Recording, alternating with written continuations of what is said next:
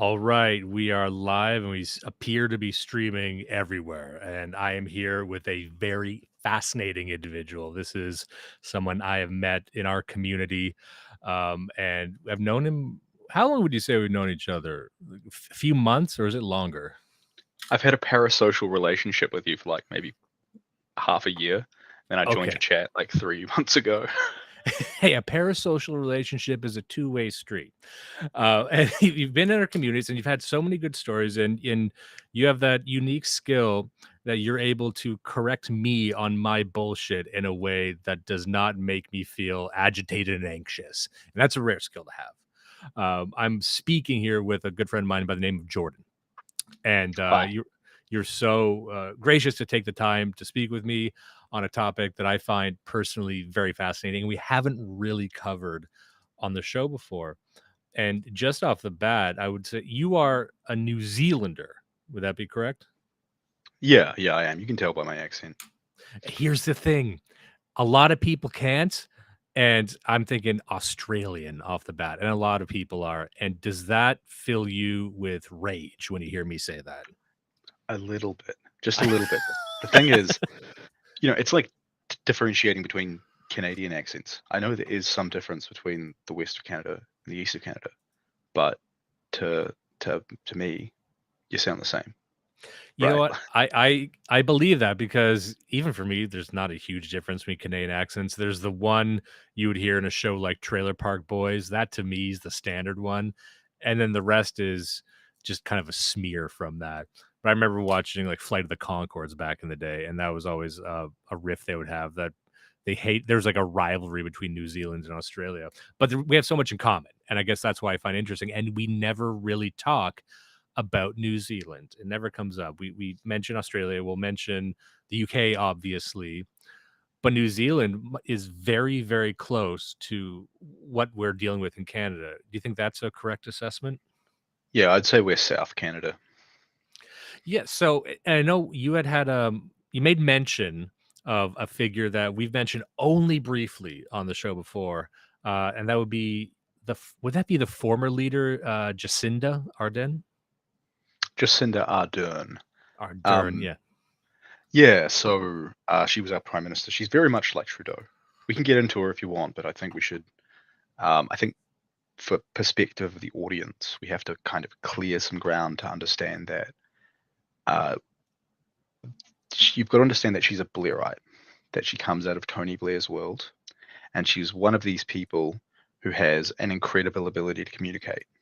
Like she's very good at the 24/7 media cycle. And I don't know if it's the same as Trudeau, but I am aware that Trudeau has a similar background as a theater teacher, from what I understand. Yes, yeah, and he's just, a drama kid, and he's sort of failed laterally as many drama kids do. Yeah, so it's the communications class is what I call them. This is like the subset of people who really are it is the theater kid type, but it's the sort of person who knows how to articulate a point just right in the right way to either trigger the right things or to say nothing with so many words. And they seem to be becoming like a very dominant type in politics. I think because of the 24/7 media cycle. And so I think foreign audiences have a very distorted view of her. I think Well, that's internally, interesting, yeah, and also let me just say that Jacinda, she's an interesting case because there have been so many women, especially in politics over where we live, that are terrible in front of a camera. Kamala Harris comes to mind, also Hillary Clinton. There's not a lot of women, so when you see one like Jacinda, who's actually just not bad in front of a camera, it seems like she's weaving some kind of magic over you. well, what it is, I think, is she's got like a sort of female charisma. It's not like a demanding charisma, but it's like she comes across as a sort of upstanding person. You know what I mean? And she was marketed in 2017 with a term they used called Jacinda mania, which was like it was a totally astroturfed media term because the media wanted to select in a Labour government.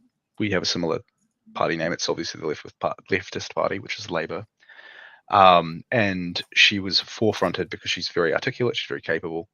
Her background is she worked as a comms person for the Tony Blair regime. So one of the unspoken parts about New Zealand is if you want a political career, if you want to get into the sort of higher elite here, you go overseas in your 20s and work in big institutions overseas and then come back. So you'll find a lot of our elites have masters from British universities or American universities, or Just like you they hear from like North Korea and China too.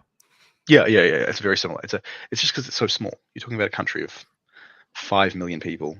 You can't really stand out unless you've really gone overseas. If you really want to advance yourself, and so she comes out of that, was kind of thrust into Parliament. Um, very much kind of an inner circle person her entire time, and came in. She really wasn't the policymaker behind that government either. She was just the person who sold the goods. Very And similar to Trudeau in that sense. yeah, like I don't think she was really the one doing the governing. From what I understand, in Canada, it's I think his deputy prime minister, a woman called Christina Yeah, Freeland, who seems to run Chrystia the country. Freeland. Yeah, she's widely regarded as what you might call the brains behind it. Oh, her and a behind the scenes managerial elite, whatever you want to call them. Yeah, so it's a similar thing, and we had a sodomite by the name of Grant Robertson, who was the real power and the real decision maker behind that administration. And I can tell you I know because I have a lot of family who work in that in government, and they interacted with him directly, and he was the one sort of chasing everyone up. He was the sort of back end workhorse, making sure policy got through and so on. Um, so anyway, just for perspective, so she starts off. She's basically unbelievably popular. Like she just go like hits the moon in popularity, and she's sold to the public as the sort of hero savior. A lot of the marketing was around, child poverty, resolving battles with child poverty, and sort of environmentalism in the easy win space. So stuff like, banning plastic bags and getting rid of plastic straws and shit. Sort of irrelevant stuff, or small wins for them, right? And they had a relatively moderate initial term. But what happened during that initial time is we obviously had the Christchurch massacre as well, and then we had the COVID lockdowns. And I think one thing that has to be understood in that space is the regime went from being relatively benign to, because they believed in their own moral righteousness, becoming unbelievably tyrannical. And it exited office in last year in October, um, losing over half their vote in a single election, and internally the party has more or less collapsed. Like And that's it's at something I sub like to call 24th. attention to. A lot of people look at the what was undertaken during COVID as sort of cynical Machiavellianism, but there are individuals and there are groups that really believed in what they were doing. And she paid the price because if she was just this cynical Machiavellian individual, then the party wouldn't have collapsed due to their overreach, right? Well, it's a case of a catastrophic success. So like they won over 50% of the vote for the Labour Party. You had a Schelling point where people were like, Labour's going to win. So let's just not vote for the Nats, people who would normally vote for the centre right, and all vote for the centre left to just exclude the sort of more radical party, which is the Greens, who are sort of they're watermelons. They're sort of green on the outside, but they're basically just Marxists, hard leftists on the inside in terms of policy. We have the exact same thing here, and I've never heard that term before, calling them watermelons, and I'm going to start appropriating that. That's good. Yeah, but basically what you had is, I think, if we think about it in terms of governance, right? If you're a government, you want to be as beneficial to as many people as possible. You want to punish as few people as possible, and you want to solve as many problems through governance as possible. And I think what happened with her is because she believed in her moral righteousness, and the media literally could not stop worshipping her, and she could do nothing wrong for years. When they started persecuting people, specifically after the Christchurch massacre, in which they went after white nationalists, white nationalists are a kind of small group. They're obviously not exactly popular, and basically one of the things that happened is I think they felt that they succeeded in that. Like for perspective, I think they put something like 70% of the domestic intelligence focus on white nationalists for a year. um, which is a crazy amount. You probably had like one agent per actual active guy for a year straight, which is just a crazy amount. But because they felt they succeeded in that, when it came to COVID and when you started to see people rejecting a lot of the COVID imposition, specifically around the vaccination stuff, they felt they could just ratchet up the tyranny. And because there was no real understanding of who the people who were quote unquote anti-vaxxers were, um, they applied a lot of uh, coercive persuasion, like things like you couldn't work in a job in an office or certain spaces unless you had been vaccinated a certain number of times. Um, you couldn't do, I think this was pretty much standard everywhere, but the gist of it was, um, she created a huge number of internal enemies. Like she created a lot of enemies with farmers. She created a lot of enemies with all sorts of different individuals who more or less ended up forming a loose coalition, which in February of 2020, about the same time that you guys had your trucker protest, and I think inspired by the trucker protest, descended on our parliament here and gathered 10,000 people in total, roughly, over the period of 3 weeks, who more or less broke the back of that government by occupying parliament for that time. To the point that she resigned later in the year. She made all the concessions to get rid of all the COVID lockdown stuff. They stopped pushing most of their tyrannical agenda, and they were polling at incredibly weak levels, like 20% support down from 50. Um, I don't know if it compares to the Canadian experience, but I get the impression that it's similar, with Trudeau being widely hated. Um, It's interesting that they sound very comparable. I'm just showing a video on screen right now for people who are listening in, showing the New Zealand COVID-19 thousands protest New Zealand's COVID-19 mandates. Looks like one of the larger protests we've seen around that. I actually didn't hear much about this. Maybe we were talking about the trucker protest the entire time, but it is interesting that yours had the desired effect and ours did not, because everyone pretty much wanted Trudeau to resign, and he's still hanging around.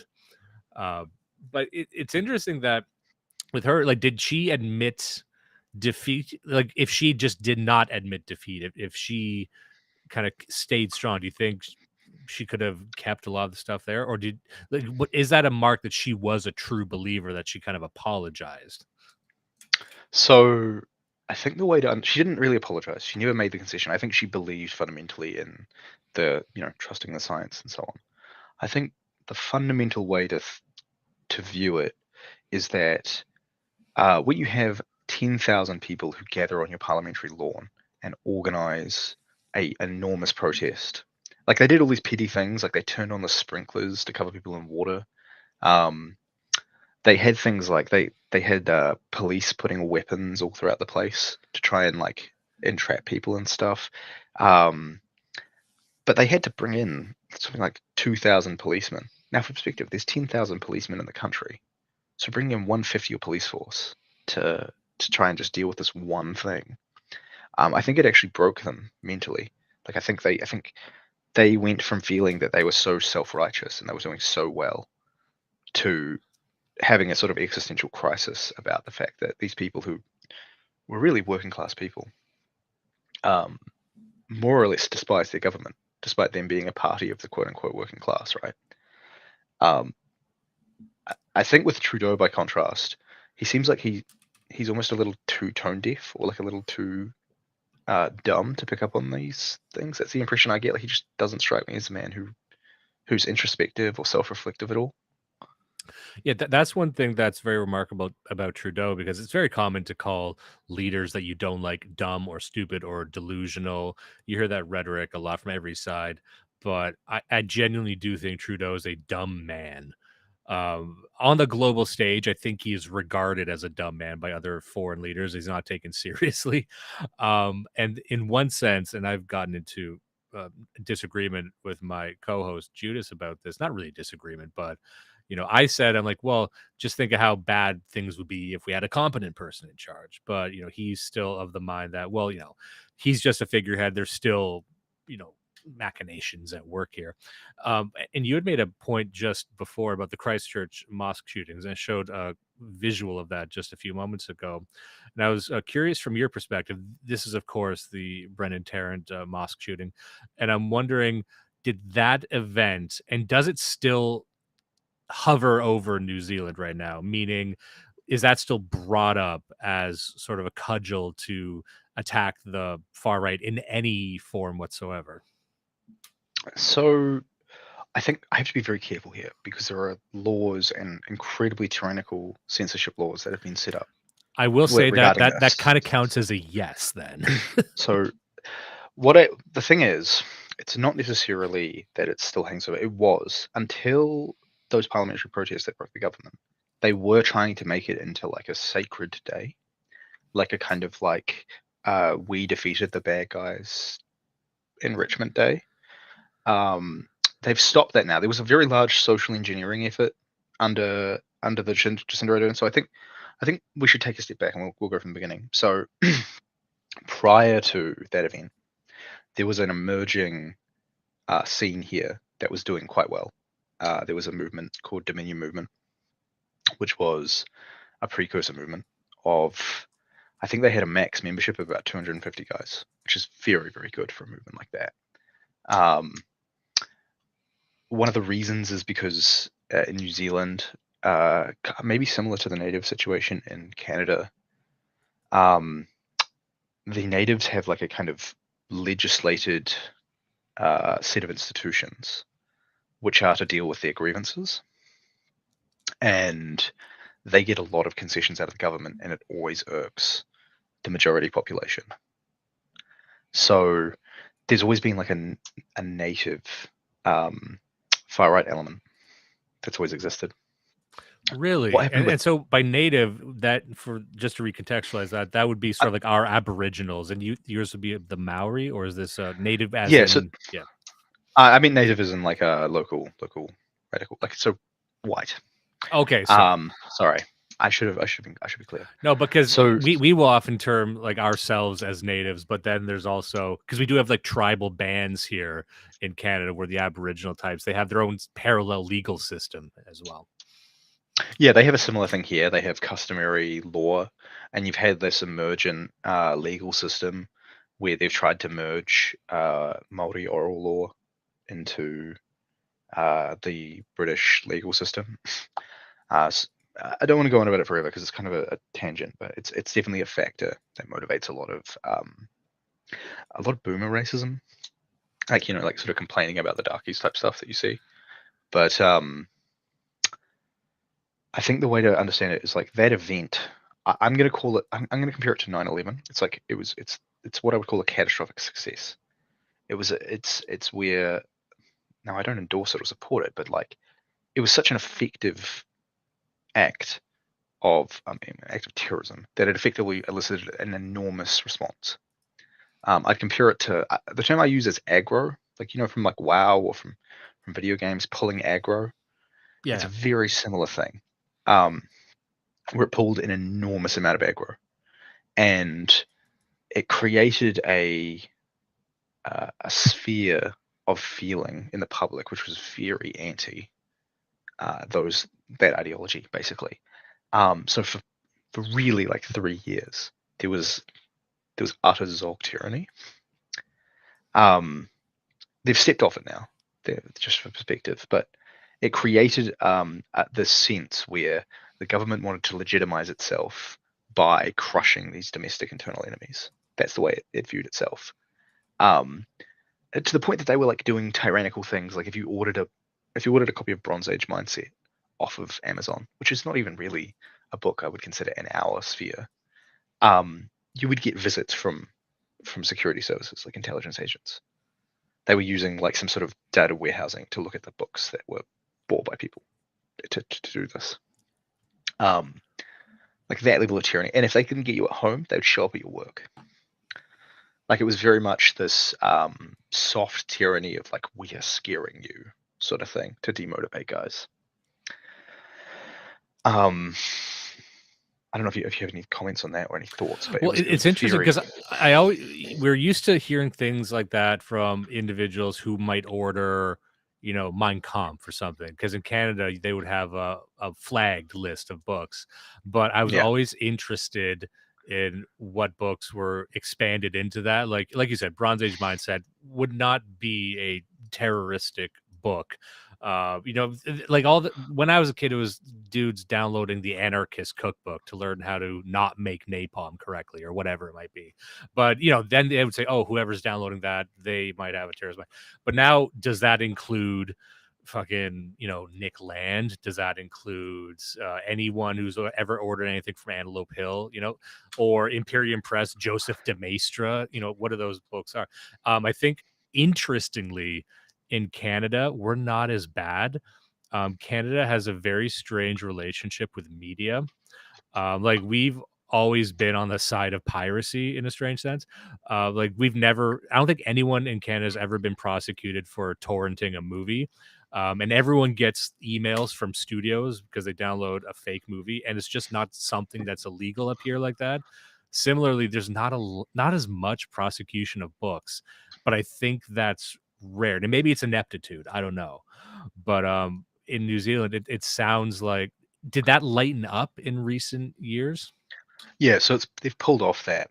I think that, so again, as I said, like it was a legitimacy thing for them. So like I think they thought that they were crushing evil, like because you've got to understand that they viewed themselves as so morally righteous. These were the people who were fighting to end child poverty, doing all these initiatives for working people, and if only it comes from this like liberal idea of intolerance of the intolerant, that the only people who can be discriminated against are those who discriminate, and I think it was very much driven by again, it's an aggro pull, so it's just that they wanted to punish people. Like I have to be very careful in speaking about this. Like for example, there is a person who was entrapped by our security services, pretending to be the intelligence agents of another nation, um, Hmm. and he was an army private, and they entrapped him explicitly for an espionage case that they wanted to do. I think the objective was to try and separate nationalism from, or like loyalty to nation from these groups. Hmm. And the clear objective was um, basically to catch this guy in an espionage charge. And this guy's still, from what I understand, he hasn't gone to trial. He's been on home arrest on base for 5 years straight. And they've been delaying his trial to try and get him to plead guilty because he refused. And it's like known within the media that he is entrapped, but they don't report it. They've made 3 articles over time trying to basically make it a big slam, and then they just like dropped it because it's kind of known that it's an entrapment case. And what they Let me try to ask you do is just this. fight it over time. This individual who was entrapped, was he previously affiliated with any, let's say he's a soldier and he's patriotic, but was he actually affiliated with anything like a far right or a white nationalist group, or was he Yes, he just was. okay? So he was with Dominion, and then he was with Action Zealandia. This is early on, Okay, and I was curious to see if they're just trying to sweep up regular military guys too. no, no. So I think they operate on a model of intention and capacity. And one of the things that happened after Tarrant is they had these internal sweeps of both the police and the army where they tried to purge people out who had any like proclivity on that side.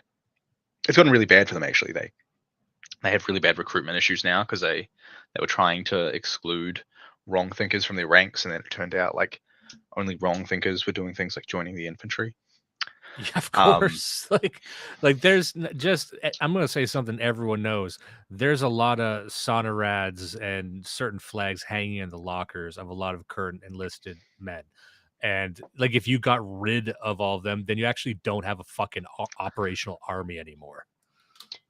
yeah, yeah. But yeah, so basically, the way I think you have to understand it is that you operate under an environment of severe pressure. But the thing is, it's states, these sort of um, these bureaucratic institutions, they have like a kind of three-leveled a three-leveled engagement strategy. There's sort of a detection, an analysis, and then a response. And so if you have one of these catastrophic success events where someone pulls off something that's astonishing, obviously it's detected. Obviously there's an analysis and there's a response. And the level you want to be at is something along the lines of you have to be able to handle the response that's coming from the state, right?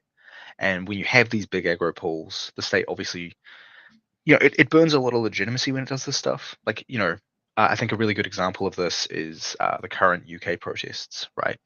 Like in the UK, from what I understand, the British government is trying to punish people who put footage of the police response online or of the protests. They're doing that, And the and then obvious, also they're arresting just bystanders who happen to be in the vicinity of the protest, not participating, but just on the outskirts watching. Those people are getting dragged up too. yeah, but I think the obvious objective, there's something along the lines of trying to prevent people being aware of the state's tyranny. Like there's an element where the state wants to manage its perception so it's not just seen as the bad guy. And like, That's true. anyway, sorry, I just want to kind of carry this on, but they were doing this to WNs, but the problem is that when you start using these methods, you start thinking, oh, I've got a bigger group of enemies here. Why didn't I just do the same thing? And so you've had this, they escalated it to the anti-vaxxers. And look, I'm not particularly one myself, but there's a lot of people who fell into that camp. I think the polling that I saw, because they didn't publish much polling on this, but the polling on vaccines hesitance or skepticism was something like 30 to 40% of the population. It's actually quite large. And I think maybe of that, 5 to 10% were very active in saying, no, I'm not going to take this. But 5 to 10% is enough that it's actually very hard to crush all these people at once. If you're dealing with bands of 50 guys, you can do it. But when you're dealing with loose networks of hundreds of people, it's actually quite difficult for a state to do that.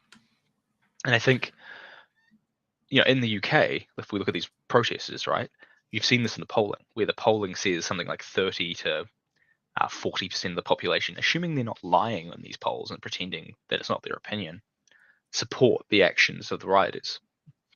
And the rioters make up maybe 2 or 3% of the supportive population. It's a tiny minority of people who are actually willing to go out there and act. And it's very similar with active clubs, right? Like, I can't tell you how many people have come up to me before and have talked to me about their, being like, oh, I support you guys, but I could never do it myself. It's a very common experience. No, I agree with that completely. And to me, that was always the value of any, what would we call IRL movements, but anything that is public. Because people will say, well, what is the point of marching? What's the point of Patriot Front? What's the point of any of this? And I think the main purpose, and some people will be correct, say, oh, the marching is what you do when you win. But I would always say that really the main point is to break yourself from the narrative that is describing you. And just to, sometimes I make fun of this individual, but Richard Spencer was a very interesting figure when he first emerged, because some people look at him, they'll say what they'll say about him. I'm not even going to repeat it, but because I have repeated in the past. But remember that when Richard Spencer burst onto CNN, all of these big channels, the image of a white nationalist was what Hollywood put forward. And what did Hollywood put forward? It was a fucking an inbred, morbidly obese, borderline retarded guy who's wearing like a fucking Confederate flag, just a dunce, a genetic dead end. And here comes this white nationalist who is well put together, and he's erudite, and he's funny, and he can, verbally spar with people. They haven't seen that in a long time, not since, Jared Taylor or David Duke or someone like that. And they've already been blacklisted, but here's this new guy.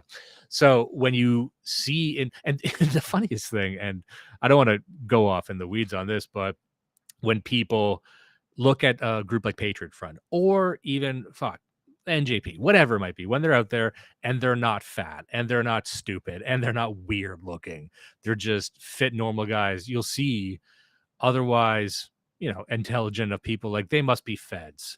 None of these people are in fucking scooters.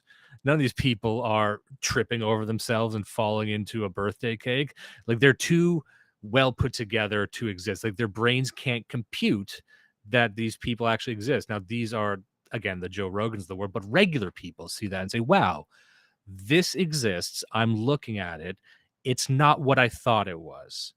And then that over time, that becomes 30 to 40%. And that to me is the real win, because any sort of vanguardist movement, it doesn't need to be 70% of the population. It never has been.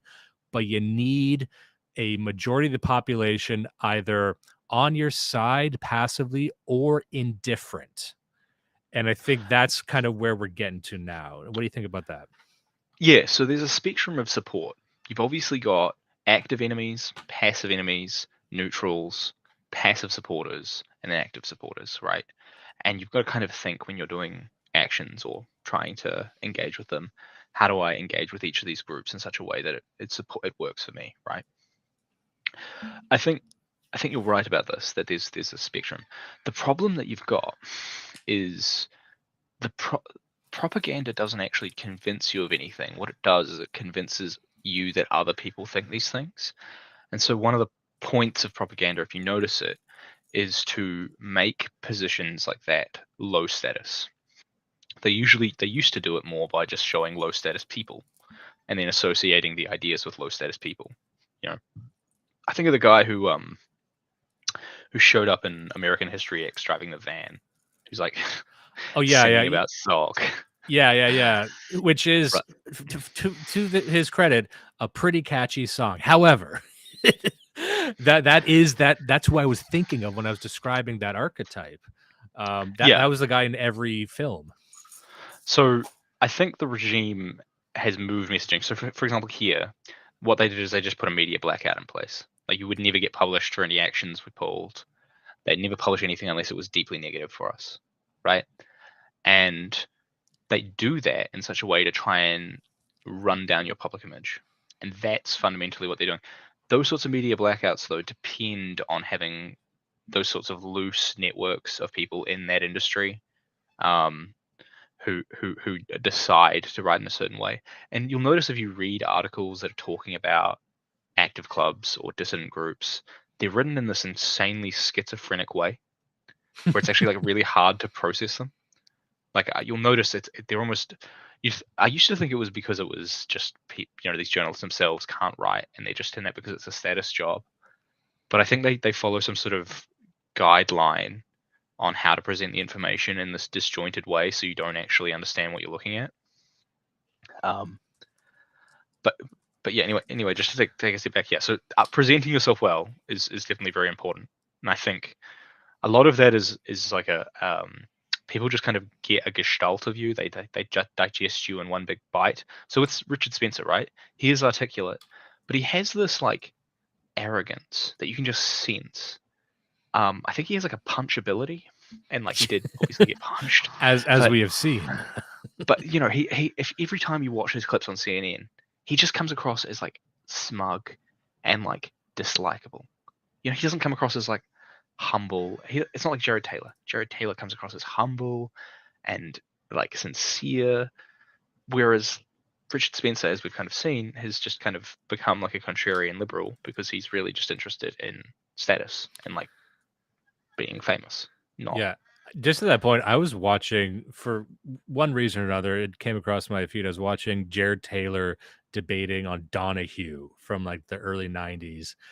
And it's like a master class of just, debate discourse. And it's easy to forget about him. It's easy to forget about these guys who were really remarkably big on the scene at the time. They're still around. Who doesn't know Jared Taylor? But I'm like, he used to go on CNN and just wipe the floor with everybody, and he was cool, and he did it with a smile.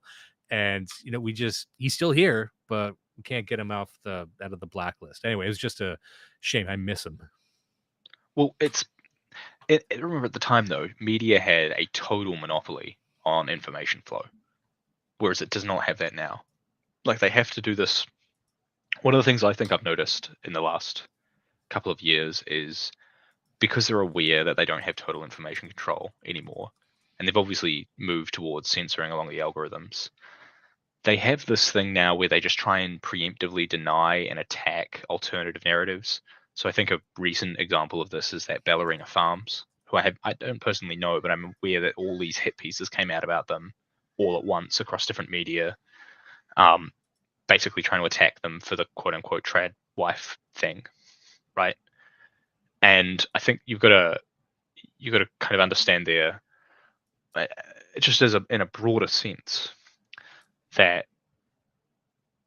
they blacklist and they control the media narrative, and then they make a lot of noise in other spaces. So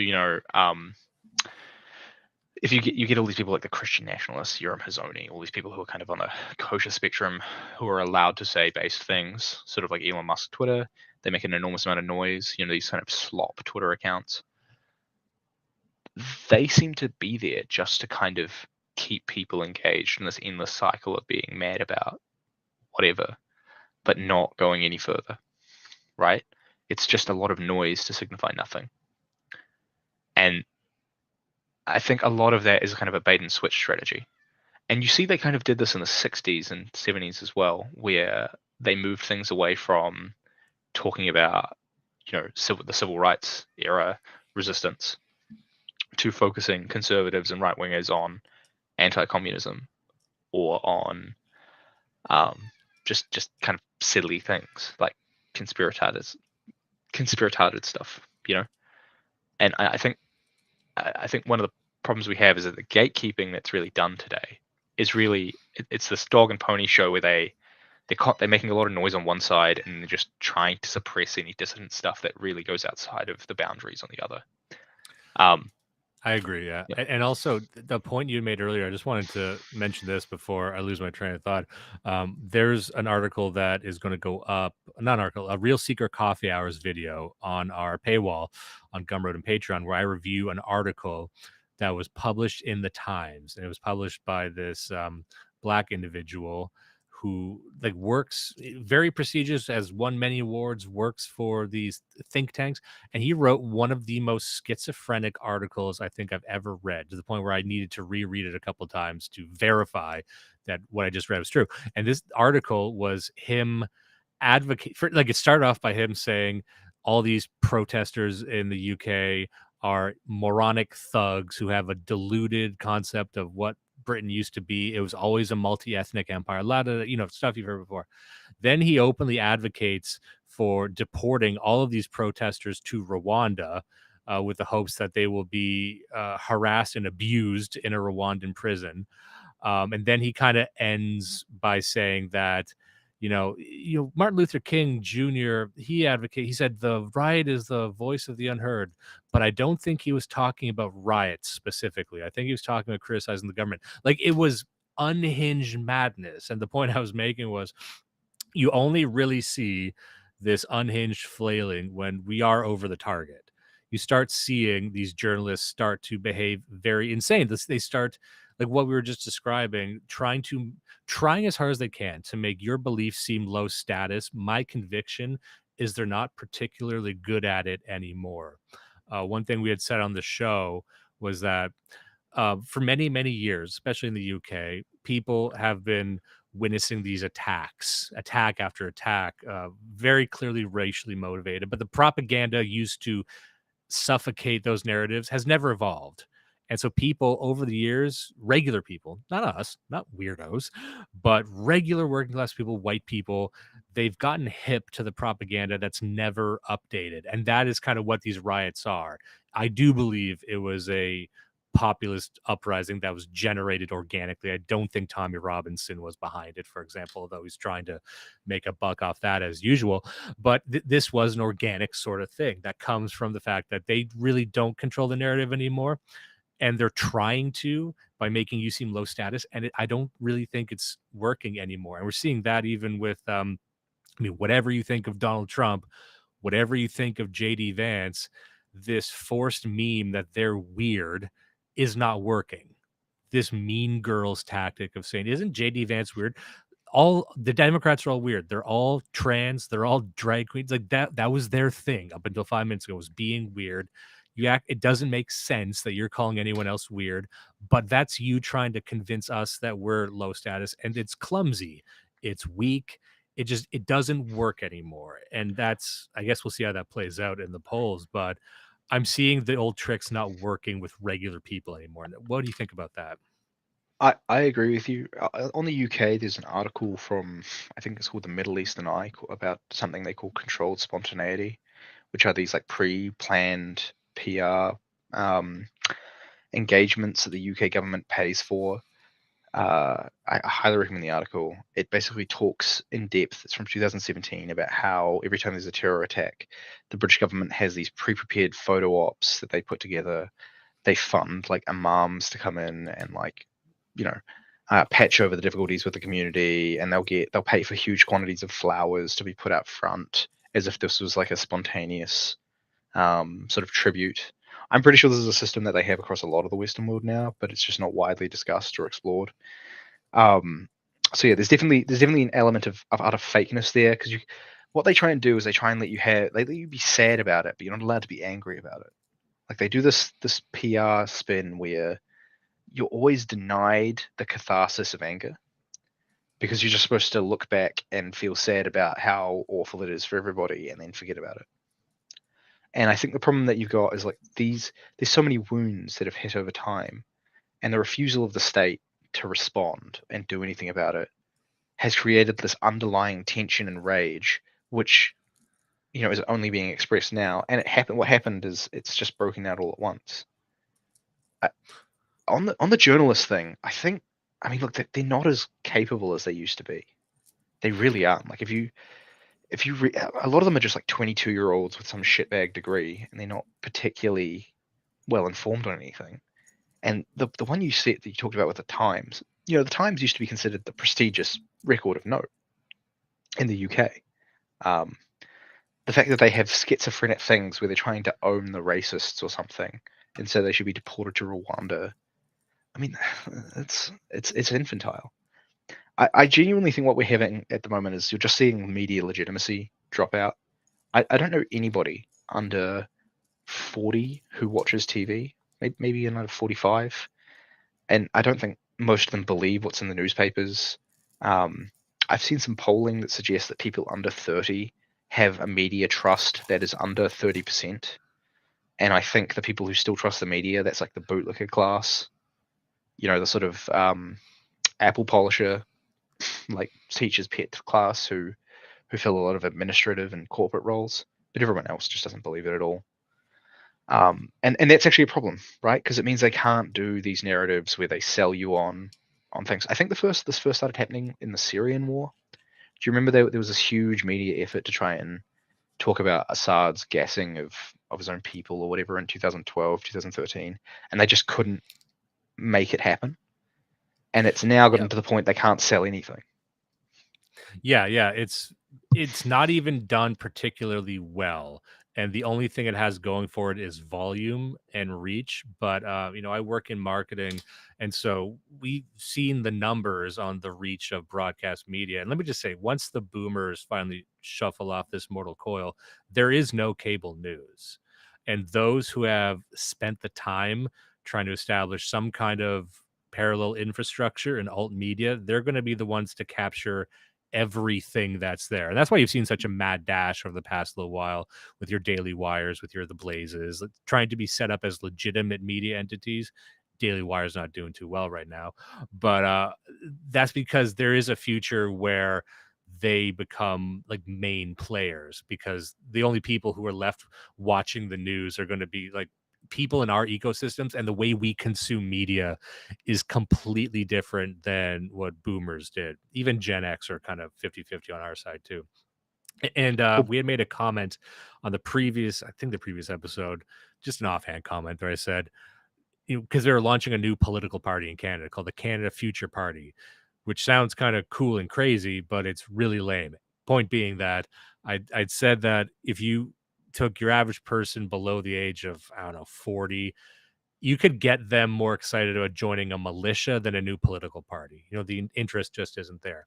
And I guess that would segue into one of the main things I wanted to talk about, not militia specifically, but alternative organizations for, what would you call it? Not politics, but something deeper than politics. Because a lot of people, I think, and we discussed this with that book Bowling Alone, that ever since the boomer generation, specifically boomers and post boomers, many people in these generations would seek interpersonal connections and their own identity through political movements and political parties, sometimes revolutionary, sometimes not.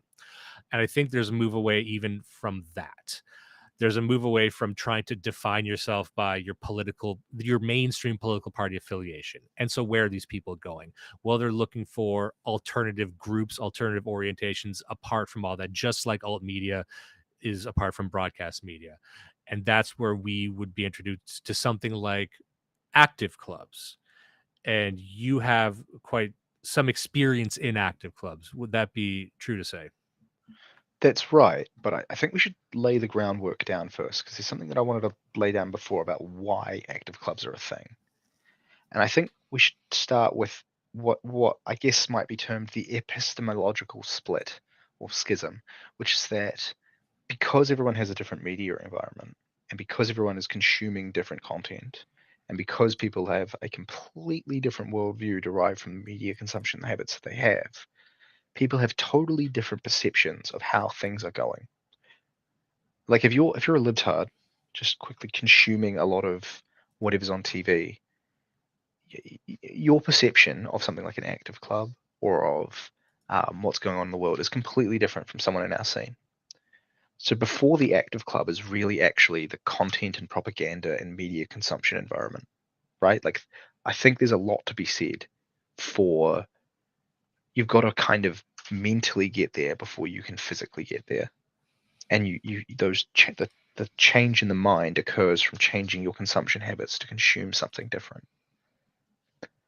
And so on active clubs and on organizing, I agree with you that the bowling alone hypothesis seems to be more or less true. If you, I think there's a lot of interesting like sociological signs to this that people are incredibly alienated. There's a couple I think of, which is that people put up high fences around their houses, like 6-foot fences.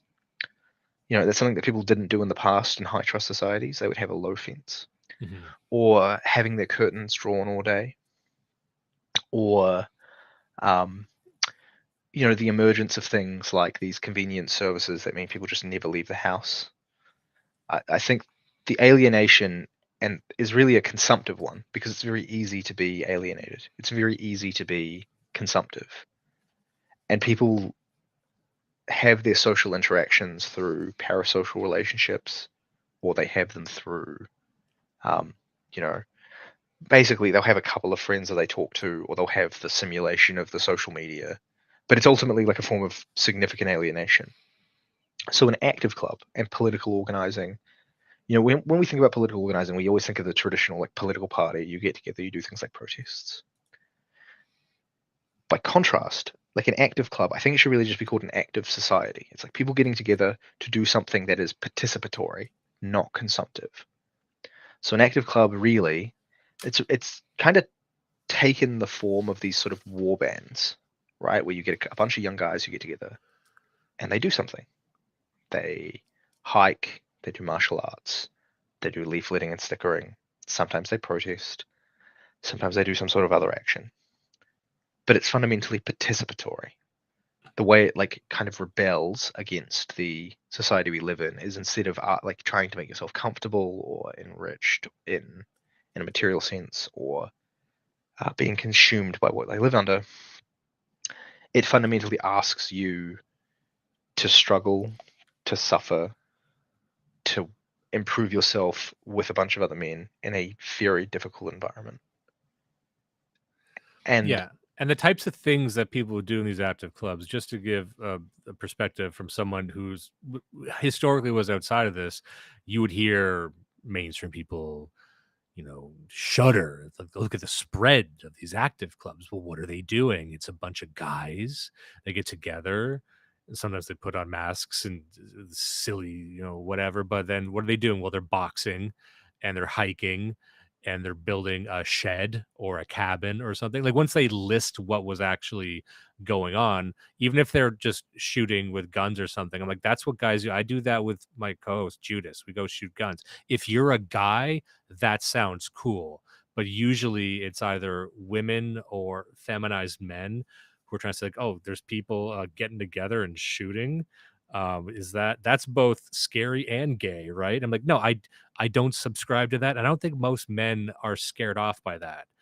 So that narrative never really, worked with me either. So, sorry, continue. I mean, yeah, no, I think it is more like you're just getting together with the pros in many ways. I think the difference. So I'll actually make a differentiation. So when I say active clubs, I think I'm talking about these smaller local groups, usually of guys between about 5 to 12 guys in a local geography, so like a town or something. If we talk about, and I'd consider that 3.0 compared to the 2.0 model, which you see, which is kind of what NSN in Australia, what Action Zealandia, and um, groups like Patriot Front do, which is where they have larger hierarchical organizations and they have a lot more guys that are kind of coordinated.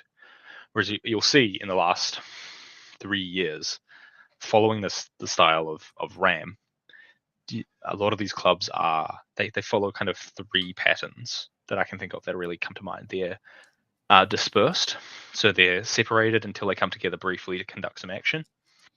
They're modular, so there's no point of failure. There's no direct leadership. Like you don't see active clubs being like, oh, this is the leader of XYZ active club, and that's that they act quite autonomously.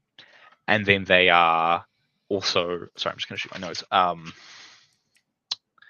They're kind of acting in a way where they are stealth. Like they don't particularly, they either make noise on some channels, but they're really not trying to get these big media wins. Like you might have seen like George Lincoln Rockwell or something do back in the day. And you see them use a sort of adaptive coloring or like a camouflage style where, guys don't have Sonnenrad tattoos. They don't make themselves very obvious. By contrast, a lot of these older groups that are kind of been established for longer, they have, they'll have direct charismatic leaders.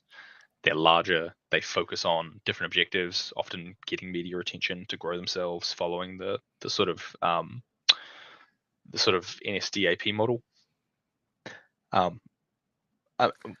I think the way to think about it, though. Let me just interrupt briefly and say it sounds like the previous model would have had two different colors to it. One would be trying to seek media legitimacy by saying, look how normal we are.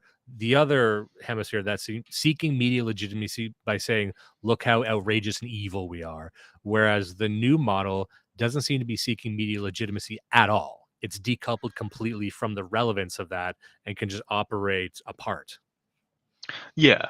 So like, it's definitely much more quiet, and I think that's because obviously like the regime can detect us, but if you present a face and you are going out there and going hard and doing big protests or whatever, other than the fact that you get media attention, which is going to get state action and response, you just don't really get rewarded for it in the same way. Like you do get recruits, you do get manpower, but it creates this constant churn, right? Because then you become a state enemy, and then when you're a state enemy, you polarize people, you scare people away. You have a lot of people who are kind of skittish. If you're going through a recruitment pipeline, for every 100 guys who hit your recruitment pipeline at the start, you might accept 20, and then maybe 2 stay more than 2 years. There's just a significant churn because people get scared off. They get an intimidation visit. They get from law enforcement or something. They get, they have just bad experiences. It doesn't live up to their expectation that they're going to take over the world in no time. I think the fundamental factor to consider and what to think about with active clubs, especially if you're starting one or if you want to grow one, is, unlike sort of traditional hierarchical organizations where you have to work your way up, you can just start one and be at the top and go for it. And it's really about the momentum of action. How often are you acting? How often are you getting stuff done? How often are you getting the guys together? What are you guys doing together? And how do you grow a network of people? So for example, you'll usually know the other guys running other active clubs in other areas, right? You'll know the guys in other towns and other cities, and you just happen to run or be with a local unit. and you guys can maybe come together for a protest or something every now and then, but you're really dispersed and autonomous. And that's kind of the key to it. Yeah, you don't Because want in to the be branded because the brand can be attacked and the brand can be used as if it were a gang affiliation. Whereas if you're just a group of guys operating, however, in a decentralized connectivity, but it's not obvious. yeah. So where you want centralized structures is in intelligence and news distribution. So what you do want is you want a centralized sort of group in some sense for internal vetting. So this is obviously keeping out infiltrators, managing knowledge of who knows what within the organization, and then obviously distributing propaganda, like putting out podcasts, media, etc., which is very different from uh, the sort of traditional style, which was to try and get yourself in the news and make noise. Yeah, basically what you need is larger filters, which sounds counterintuitive, because if you're again just viewing this as an outsider, you would think that the greatest pool of possible recruits might be disaffected young white men, disaffected from the military, specifically those who were washed out due to COVID or washed out. Many young that the military aged man is boxed out of the military for a great many reasons or not given preferential treatment. So you'd think, well, look at these people. However, maybe those individuals come in with the wrong expectations. Like you had said, maybe they want to, what they want is to join an army, and that's not what this is. And so they will wash out anyway, or they'll attract the wrong attention. So there needs to be certain filters in for even what might be the ideal candidate, just so the expectations are aligned too. Yeah, well, a lot of guys come in thinking it's them joining a warband and they're going to conquer and win everything. Like, it's very hard to say to a guy, look, we just have to live humbly and slowly grow and just build our networks and attempt to live as best we can. A lot of guys want to have like a heroic death or something. And it's a very immature view of it. And you get a lot of guys who have just discovered a whole bunch of things and become aware of all sorts of interesting facts. And they've got all this fight in them. They've got all this anger, and they don't have the patience to say, like, I I have to live for a long time with a lot of other people, and I have to deal with the reality on the ground, and I have to make moves to slowly get there. Because like I don't think it's an impossible struggle. Like, a lot of guys treat it as it's either we're going to win immediately, or it's impossible to do. Both of which encourage you to do nothing, because you either think, oh, we're just going to kick in the door and it's going to fall over, or we just can't do it, so we should do nothing. Whereas I think the secret is there's a lot of hard work, but the state and like these regimes are not invincible. They're definitely showing their weakness. They're definitely showing their cracks. And what it's really about is, if you're a regime enjoyer right now, you can get an okay job, but you probably can't afford a house. You probably can't live well. You probably can't afford to have kids. You're probably having a really hard time enjoying the fruits of the regime. And by contrast, if you are like a regime enjoyer, you're probably a transient bugman who lives in wherever and often has friends that are just as transitory. So I think the real selling point is it's a group of guys who are tight knit by action and habit, who will back you up to get places and take you places. And like, look, even if you've had a hard time, that social network pays off. If you have 50 guys and 2 guys run a business and they can catch you when you fall, or get you a job as you need it for young guys. There's a lot of things that can be done that are outside the spectrum of what we traditionally consider political. Running a get out the vote campaign, running a jobs company, or of some sort, a security guard company or something, where you can just employ guys and put them in a place. There's so much more to this struggle than getting on TV. Yeah, and let me just say to people, there's all sorts of things one can do in the struggle. One thing that we have said repeatedly on the show, and some people have tried to take this and challenge me by actually doing it, but I had said that, if you're a young man it's very enticing to want to join an army as an individual. You're lonely and you want to join a mass. And so that's why so many young men who just get, what would you call it, red pilled, they get into a space and they end up a couple years later with an ideology that's like 7 hyphenated names. Like, I'm an anarcho nat sock esoteric futurist, some kooky thing, because you're just smashing brands together. But if you cut through all that, no matter how much theory you've ingested and no matter how much vigor you have, a group of 5 to 7 guys can do pretty much anything. And I mean anything. And by 5 to 7 guys, I mean a squad. I mean guys that you trust. And this is what was very obvious to me when I was growing up. It would seem very obvious to a lot of people, especially if you grew up in a rural sort of place. But having a crew that you trust, like a gang of guys, but you're there for each other and you can plan and strategize.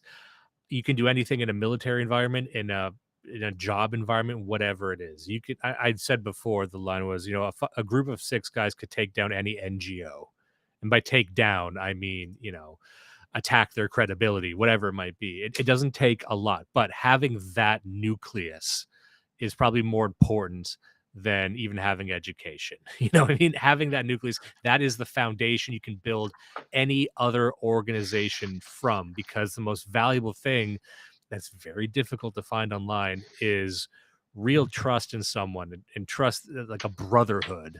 And even in active clubs, it's hard to join one and get that right away. Like, if you join up tomorrow, it's going to take, that's why you do these projects. You learn a lot from someone when you build a shed or you get together and run a fucking charity potluck, whatever it might be. There's a whole list of things you could do. Maybe we could even come up with a list as well, but that's the starting point. And it sounds unromantic. It sounds to some uninteresting, but I'm like, that will prove to be more valuable long term than anything else. What do you think about that? You might be muted right now. I apologize if you were coughing there. Oh, sorry. By the way, Jordan, he is coming down, or he was coming down with a bit of a cold recently, and so he warned me ahead of time that he might have to pause due to coughing and sneezing fits, leaving me here once again to enter a fugue state that is so popular with our audience, where I just kind of go off on whatever. But this is something myself and Judas have talked about quite a bit. Even if you are not directly affiliated with one of these groups, you could probably just by yourself right now come up with a list of 7 to 12 things that you and a group of like-minded, otherwise, identity aligned individuals could do to improve to build a clubhouse for yourself, to improve your little thing, but then also improve the community and make a name for yourself in the community through these deeds. And some people will say that sounds like work. I'm like, well, it's work that's in the interest of building something else. It's not just volunteering. It's building this entity that can grow with you. And I would think about this, like, just imagine your children, imagine your sons when you're old, learning that your dad was part of something like this. Whatever you do in your life, whatever job you have, whatever you endeavor to accomplish, knowing that you did something like this, like you kind of had your little gang going, that's very cool to kids. That's very cool to anyone that hears it, even if it doesn't fucking topple a government or engage in a coup d'etat or whatever the dreams of collapse are. Just having that, if you fail at everything else in life, I think you will eventually stand by that as something that you were proud to be a part of. And I've known a few people in my spaces who are parts of these groups, and it's interesting. They all define themselves differently. They're the ones who work out together. There's ones who engage in propagandistic techniques, especially if they're in an urban center. But there's some church-based ones. There's some pagan ones. There's some, weird technocrat atheist ones. There's some National Socialist ones. There's a lot of different ideological back. Sorry, you're back, Jordan? Sorry, I was taking a mad piss. So That's okay. yeah. Like anyway, so look, on the point on the different groupings, yes, I think a lot of it's about habit. Because the hard part is getting people together to actually live through the habit. And that if that habit is you going to church together, if that habit is you going to judo or Muay Thai together, if that habit is you do, I don't know, readings of Evola every Wednesday or something, it doesn't matter. Just have to get together regularly. You have to. A lot of these institutions you can pick up from the sort of corpse remnants of these politicized institutions, like say the fire service or the police or the army, that they existed to do this once. But obviously, because they've tried to make it open to as many people as possible, they've diluted and watered down these institutions. So they've lost a lot of those incentives. Um, so it's really about building those social networks and building that social capital, because then, you know, the unspoken part about our time is because people have lost trust in all of the institutions of authority.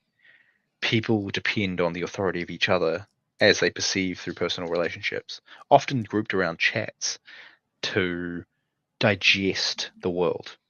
So you see this in our sphere where news is kind of filtered into chats and really interesting items will get posted in and people will comment on them. But it's a very good way to get a very insightful and very well digested view on the subject matter that those people are interested in. And similarly with the active club.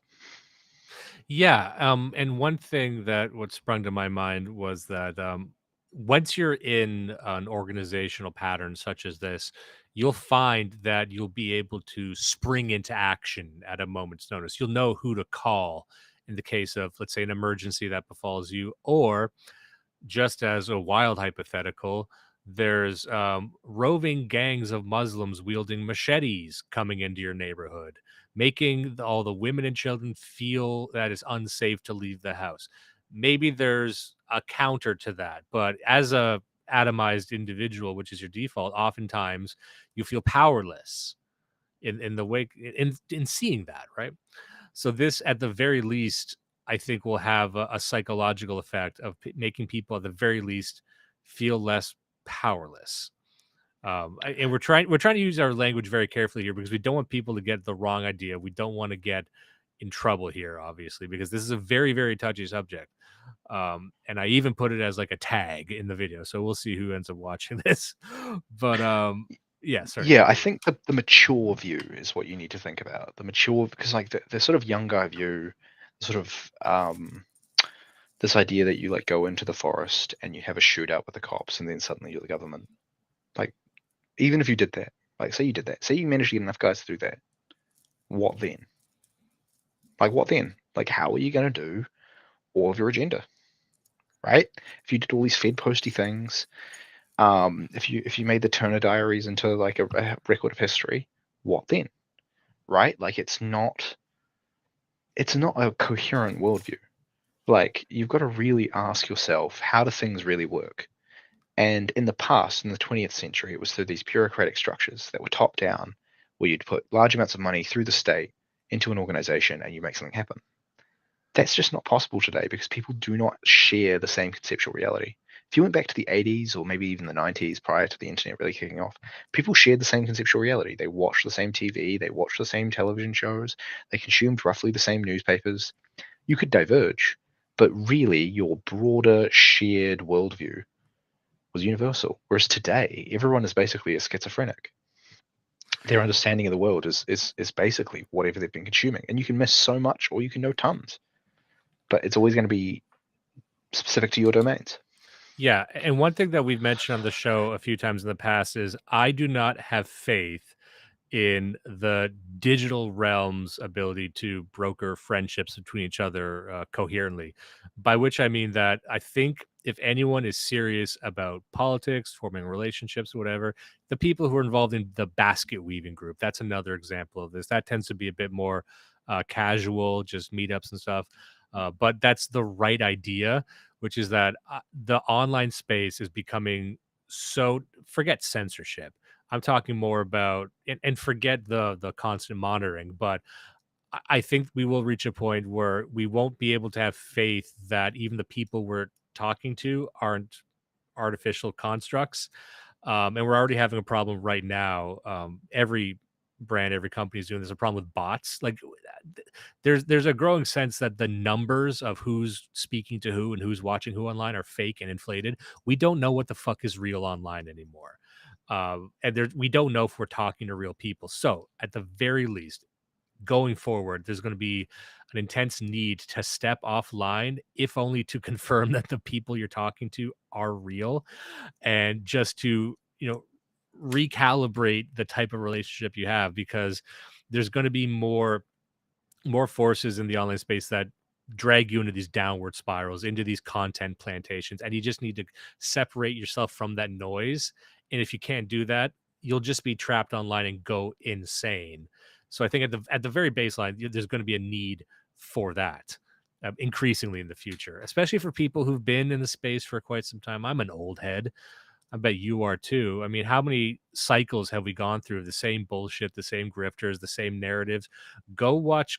There's content in old videos you could find from the 90s where we're talking about the same stuff. And there is so people want to check out, in the sense of like, what's next? Are we going to keep talking about the same stuff every 5 years, just with increasing, malaise, right? Well, Yeah, sorry, continue.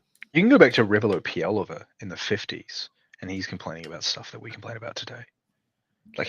Yeah. Well, we talked about Yeah, archaeofuturism from even the French perspective, the downfall of the Nouvelle Droit and the French New Right.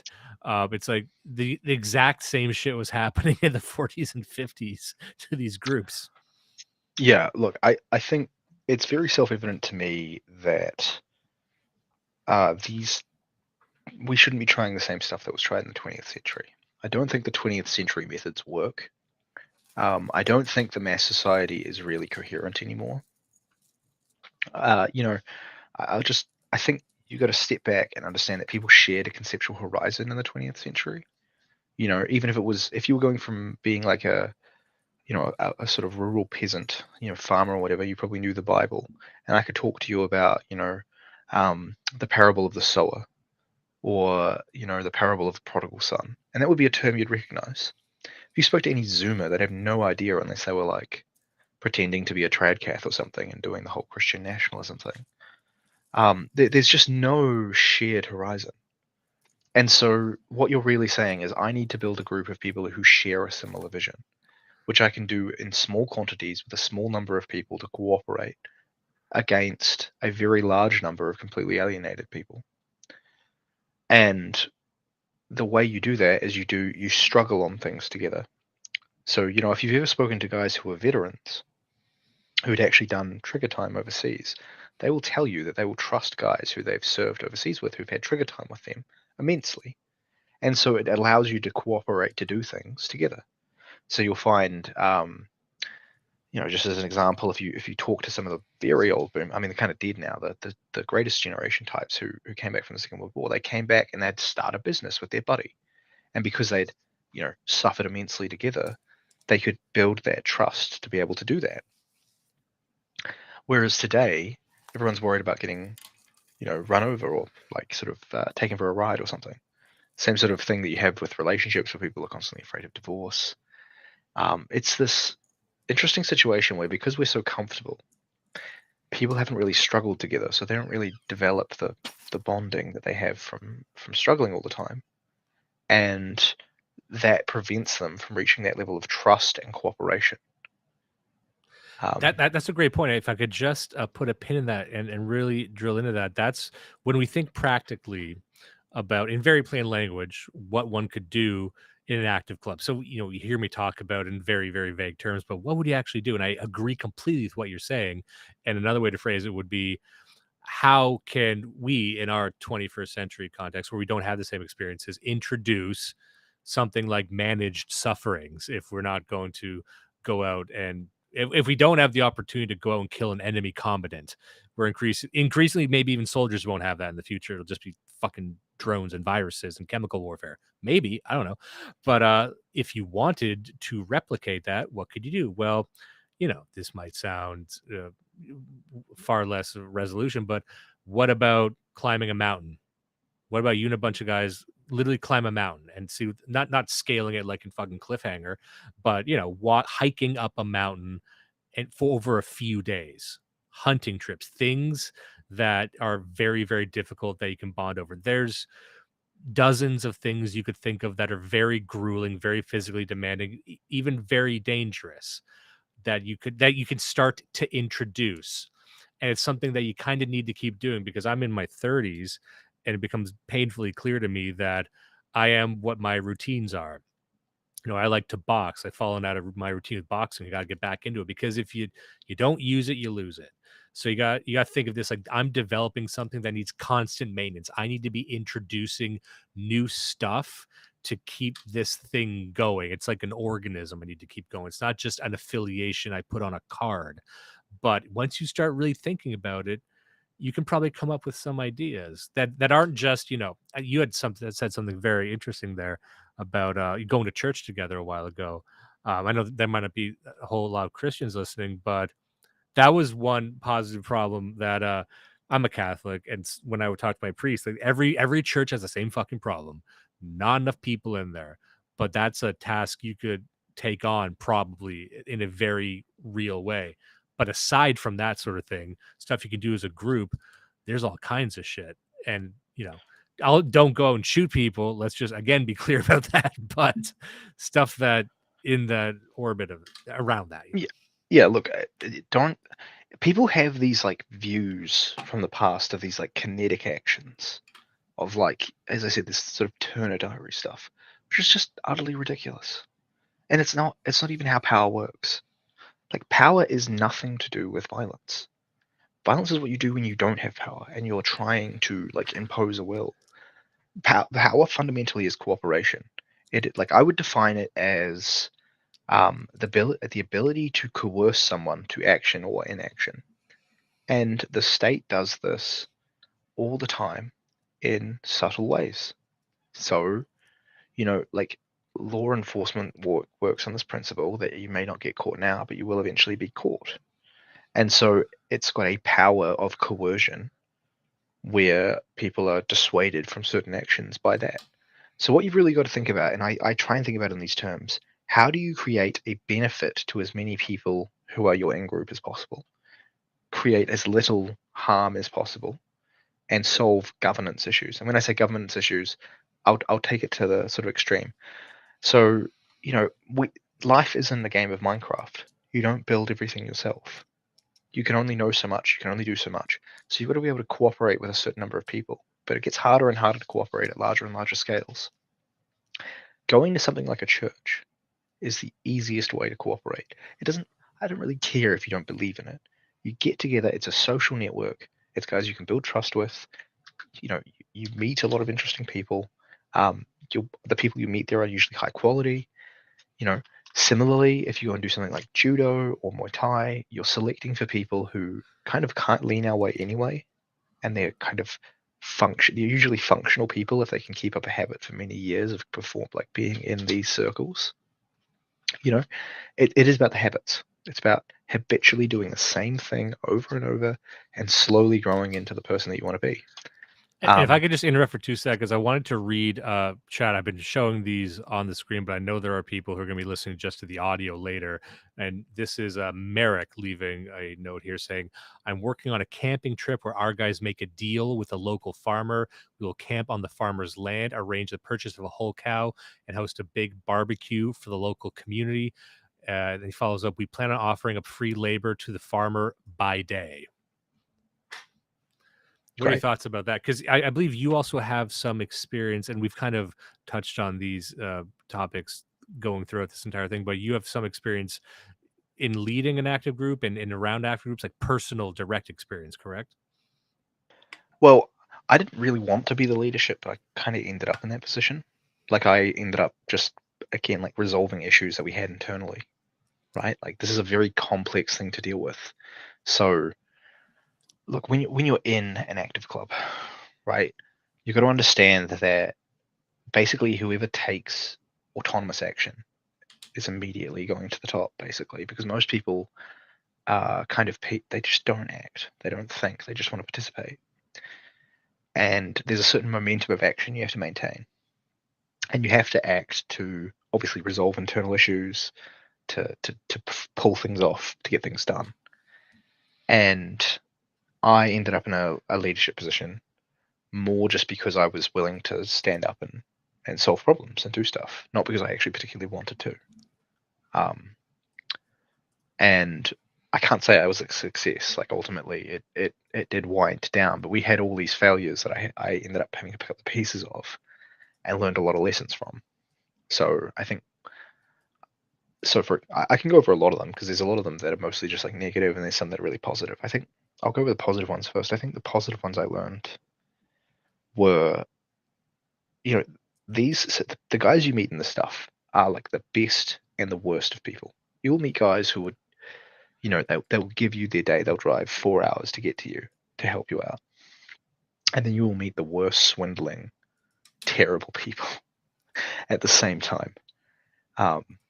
I don't know if it's something about the sort of person who's attracted to it, but it just seems to bring both of those types of people.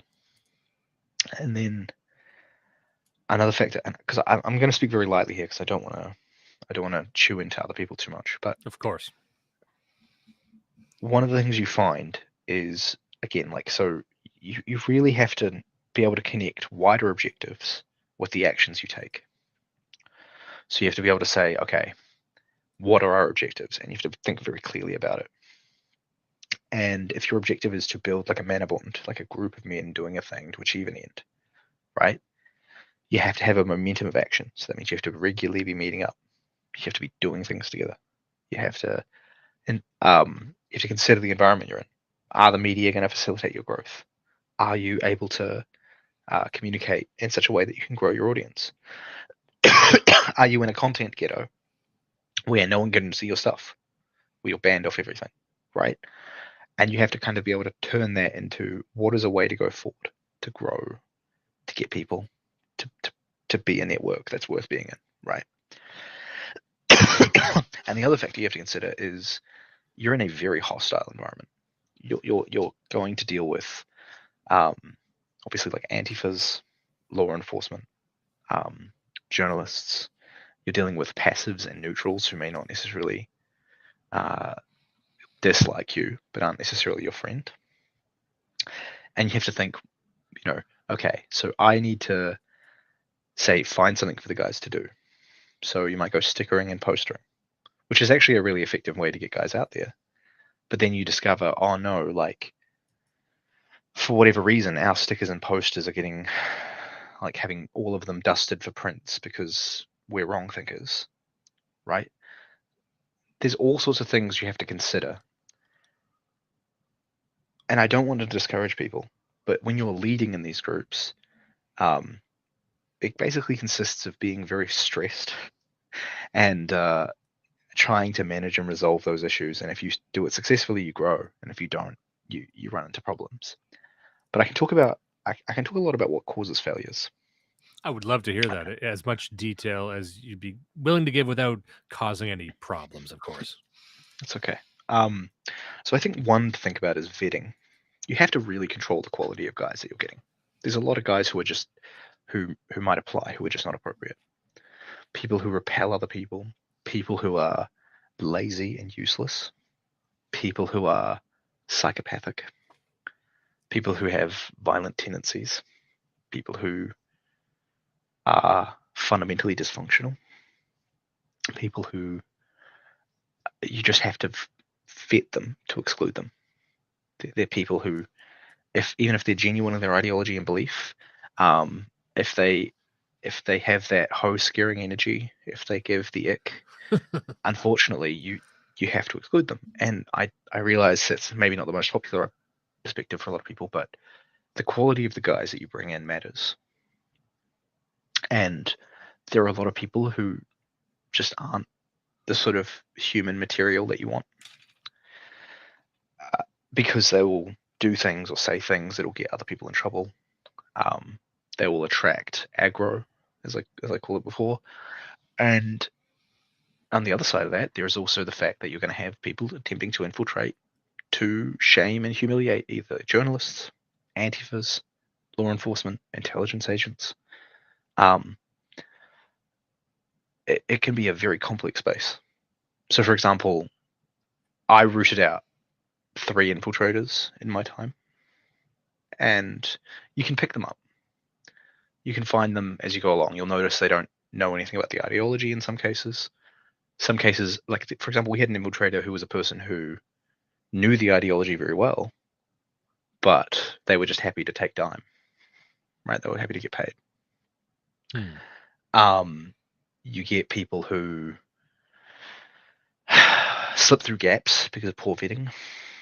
You get people who will get given, like we caught somebody who knew the ideology pretty well, but then if you questioned between the gaps, it was obvious that they'd been reading off some sort of brief, who I think was a police infiltrator. You have all sorts of issues. It's a very complex space. Yeah, and I think that's the most interesting part I find with people who can recite certain things. And we found a few of these individuals who even tried to get into our chat because, believe it or not, Blood Satellite tends to get quite a bit of attention.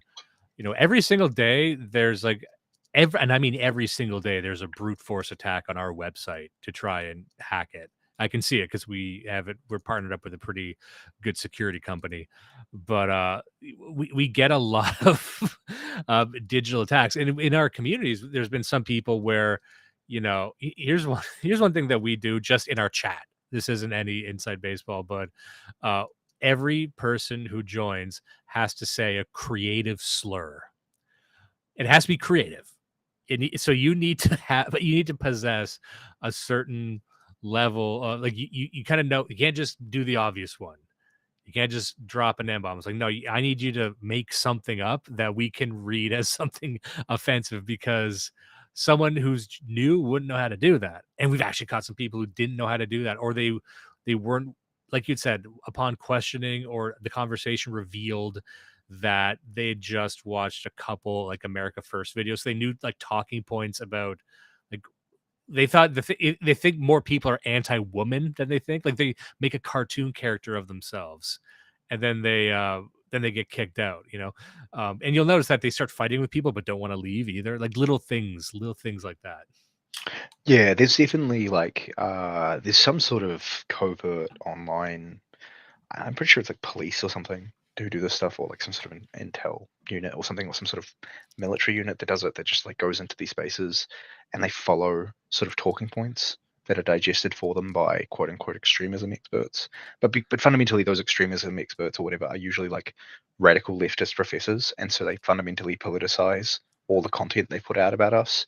So they get these like they have like total misperceptions about how guys in the sphere think. Yeah.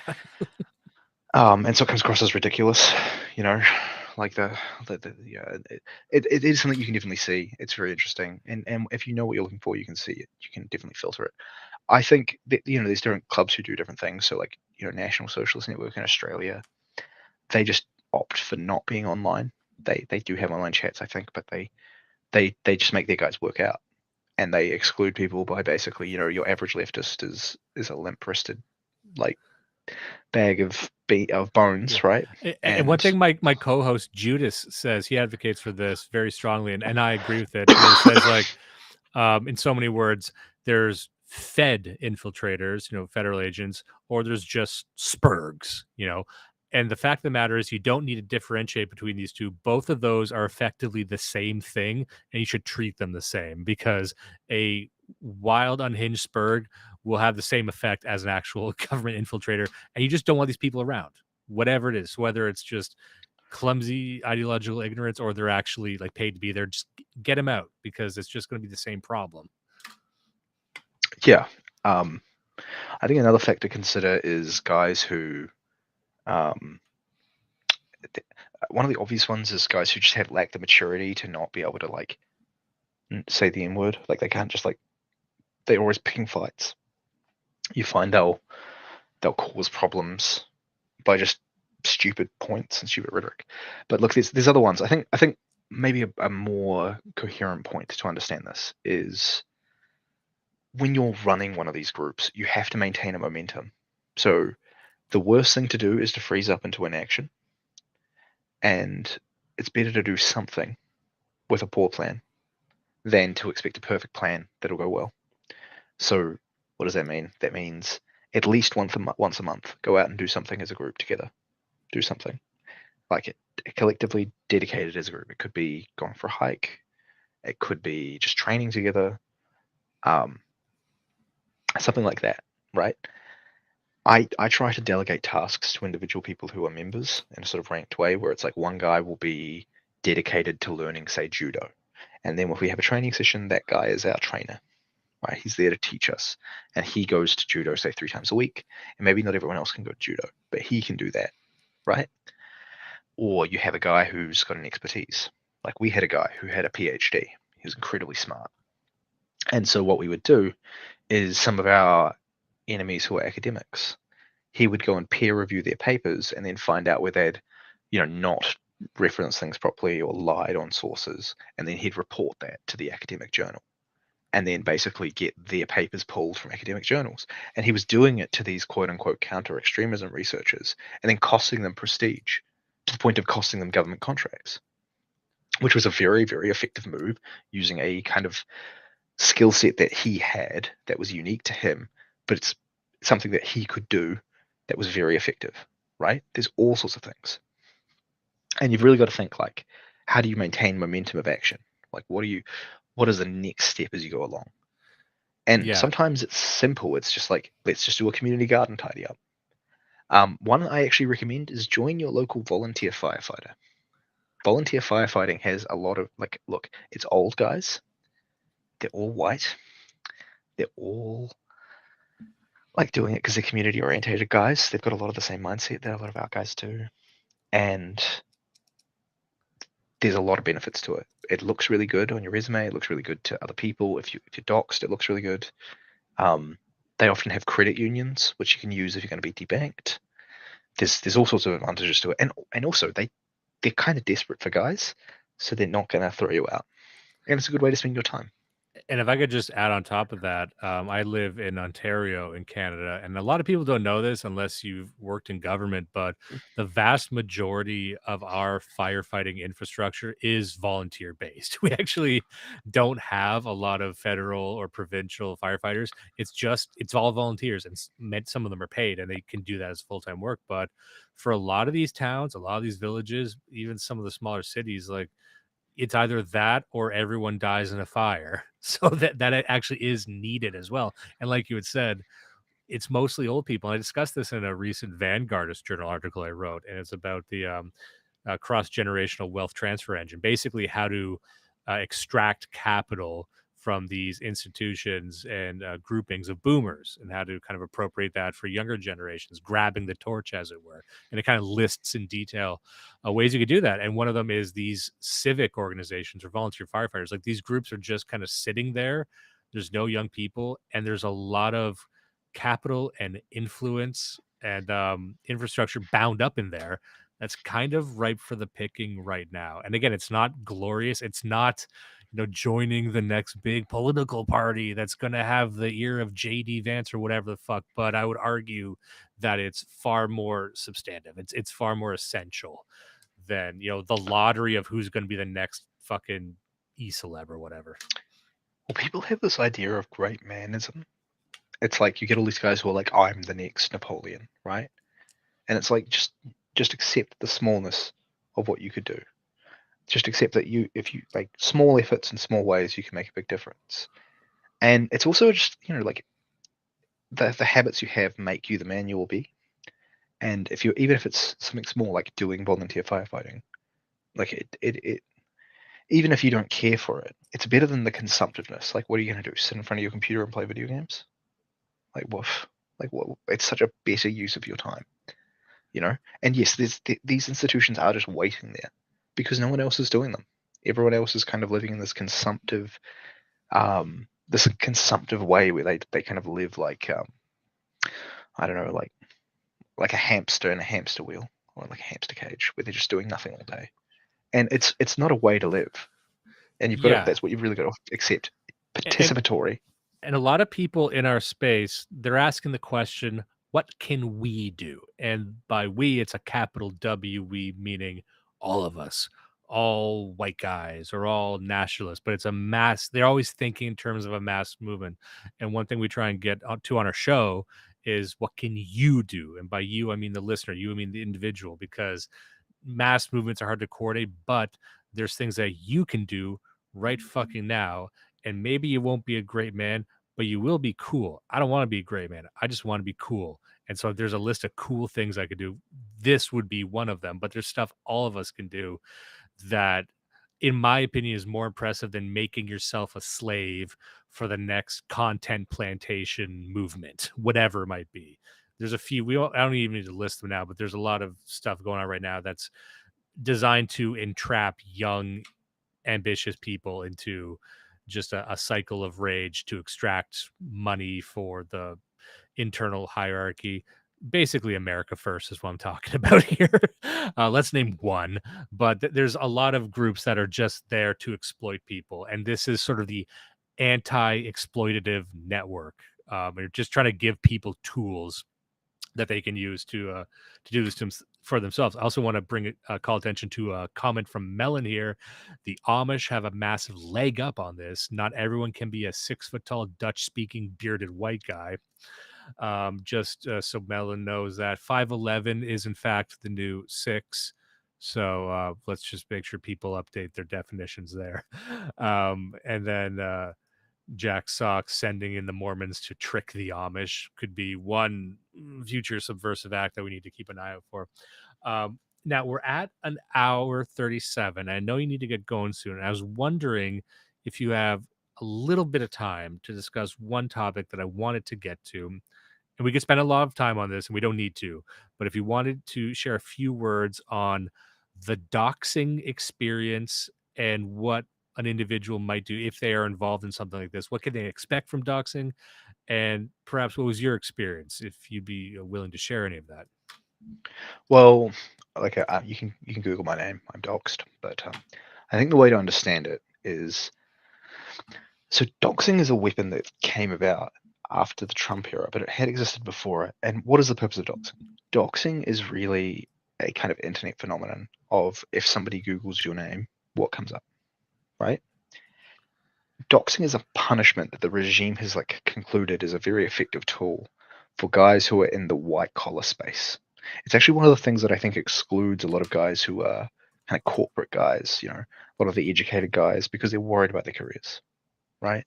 And blue collar guys aren't really affected by this, because if you're in a blue collar workplace, people will joke with you about this stuff or talk with you openly about it, but no one actually cares. Whereas if you are under the tyranny of HR, most definitely they do, right? So the way that, just so that conceptual framing, what you're going to deal with is there's a spectrum. There's them doxing you on Twitter. There's your name ending up on some sort of communist website, and then there's you ending up in the news, right? And they're kind of ranges of severity. I was news, but what you've got to understand is what they're trying to do is they're trying to isolate you from social networks. So they want to make you like a contagion, so that you can't depend on friends and family. People who will know what you think and who have had know your views will suddenly dislike you because it's low status to be that position, and because you've been media burned. And it's not because they actually care, it's because they're worried about what other people think of you. It's that perception and not necessarily what they think. So look, what it is to be doxed fundamentally is it's a very rapid onset. You get hit all of a sudden, you get you discover it, and then it's oh fuck, and you'll get a sinking feeling in your stomach. You'll want to hide away. Firstly, don't talk to journalists. Journalists are going to show up at your door, or they showed up to all my family members, actually, in my case. They went to my mum's work. They did all sorts of gross things when they were coming for me. You're going to get hit by law enforcement and intelligence agents. They're going to show up at your door. They're going to harass you. Don't speak to them. They're looking for ways to get an easy win and ride off the media cycle. 2, and so as a third, it's also keep calm. It goes as quickly as it came. In terms of finding work, look, you're basically not going to be able to work in the corporate world again. Like, you're going to have to accept that. You're not going to be able to be like a white collar bugman. But if you contract, if you run your own business, it doesn't really matter. Like, it's just another day of the week. Because if you're running your own business, people don't actually care at all. I was working white collar, and I ended up just starting a company and contracting. People didn't actually care. The main issue you're going to deal with is, again, it's that Googleability, and that does matter if you're an employee, because obviously it brings the employer into disrepute. But if you're just like contracting and you're, say, making software on console, like, people don't actually care at all. But there's a lot of moves you can do to preemptively deal with doxing and like handle it in advance. One is to build that social network and social capital, so you have people you can depend on when things fall over. Two, I think, is actually to be open about your views to people you know personally, because it lightens the blow. A lot of it is the surprise. People are shocked to discover some sort of dark side to you, whereas people who knew the entire time, like all my friends and family knew, they didn't particularly care. But it was my wife's friends who were shocked by it because they didn't know. So what you've got to kind of manage there is the expectation, right? I think that's like something that we've tried to do on the show, and I apologize for interrupting you, but I just want to provide some context for the listeners that Judas and I, we've been doing this too long. We've been doing this entirely too long. Point being that, years ago, we got together saying, if everything goes right with the show, doxing's an inevitability. Like, what's the best case scenario is you get popular. The more popular you are, the more effective you are, the higher the likelihood of you being doxed. So with that inevitability in mind, we should prepare in the sense that there's nothing that we've said on the show that I haven't said to my friends, my family, and that sounds kind of crazy because we say some wild shit on the show, but they're used to it. Like, it's not going to be a mask off moment if we were ever doxed. Not really.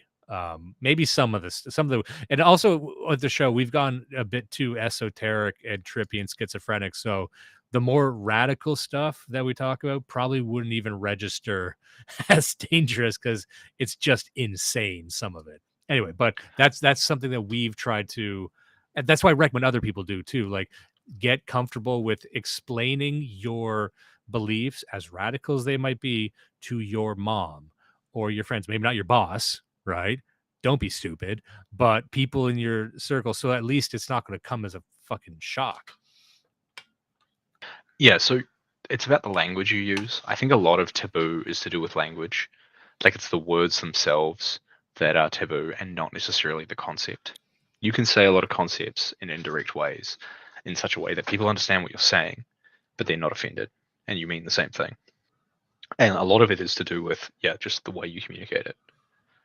But It yes, sounds crazy just to say this. I'm not saying this is something you believe in. I'm just saying, from me to the audience, there is a way to do this with Holocaust denial. You can do it. I've done it. It's tricky. Yeah, no, I've done it before. It's tricky. You can do it, but it's like pick the most un-mainstream thing you think you can probably figure out a way.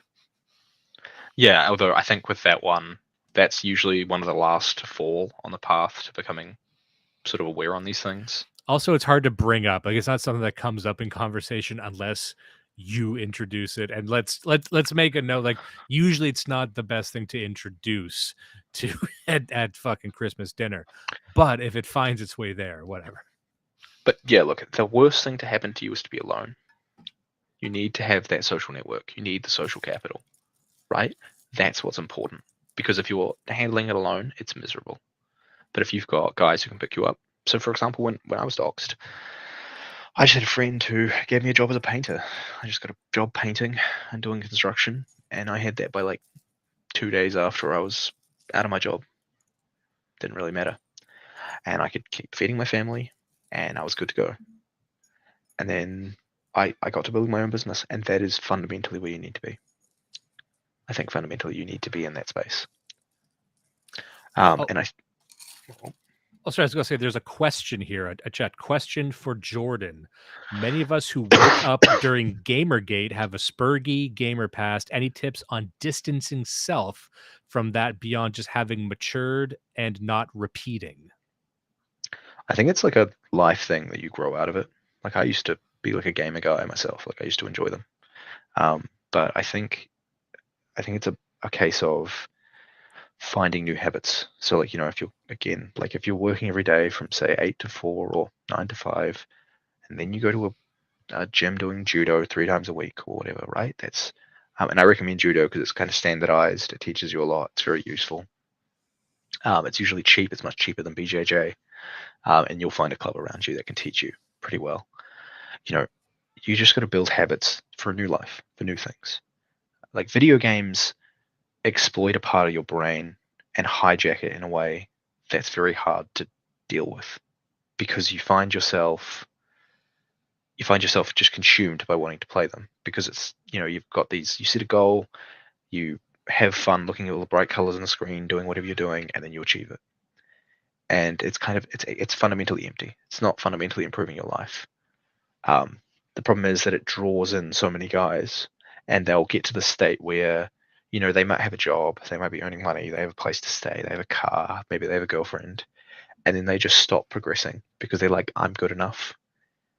And that's the main problem with them. I don't mind if you play video games. It's okay to play them occasionally, but a lot of the thing you find with a lot of our guys is they are consumed by it. Like they get home from work and they play video games and that's all they do. Although, yeah. No, I agree completely, and I would even apply that to any other broadcast media, any other thing like movies and TV. So I apply that to myself as well because I haven't played a video game in quite some time. That's only because I haven't been able to find the time. But sometimes I'll fill in the gaps with, if you find yourself watching a show you're not excited about, you probably shouldn't be doing that. And there's not a lot of stuff media wise to get terribly excited about. Like this year, it's not a very good year for movies. I'm not even that excited about the Joker sequel, to be completely fucking honest. But it's something that becomes very evident once you have children.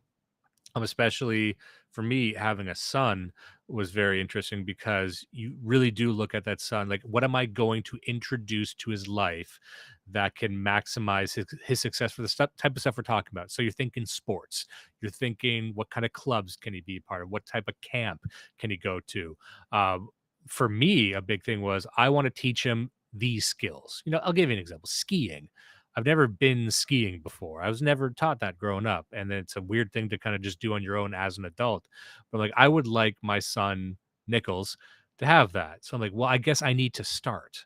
Like, I need to actualize this. I need to start accumulating these skills to pass them down. Now, you don't need to have a child to do that. That becomes very immediate once you have a child. If you're the type of person who's in our side of things, where you give a shit about raising the man of the future rather than just seeing them as a financial burden like some other people do. But you'll start saying like, well, I actually need to be the man that I want to be to raise this individual to be the man that he should be. So that's something that we start dealing with very, very fast once they're born. Be the sort of dad, because I'm a dad as well, I've got 2 kids. Be the sort of dad who your kids really want to enjoy you as their dad. They feel safe around you. They think you're like they're excited for you to come home every day. That's what you want to be. You want to become that man. And I think a lot of it, again, it's about the way you live. You're living humbly for other people. And like men are kind of judged. They don't have inherent value. Men are judged entirely by what they do. And by making yourself a good man and doing what's right, that's what matters, right? That's the important thing.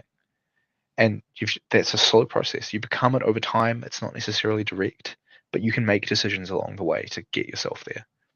And like just as an example, when I was doxed, I was running for council, and because I had relatively good standing in the community, and because I knew a lot of people, I got 15% of the vote, even being labelled all those nasty labels with the media.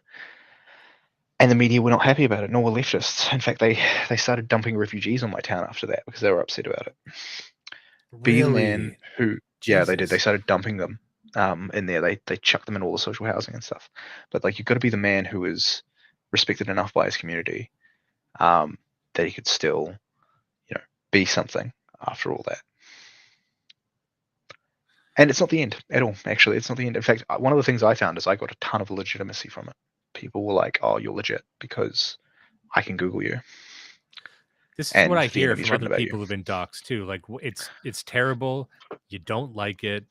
It feels very frightening, but just there's probably an individual that people don't like hearing about, but his name was Gavin McInnes, and I was always a fan of Gavin McInnes growing up, but he had this same sort of realization when he came out as right wing. He said you a lot of bridges collapse, but you'll be surprised at how it's like sending up a signal flare for better or worse. Everyone knows where you are, but there may be more friendly people out there than you initially thought.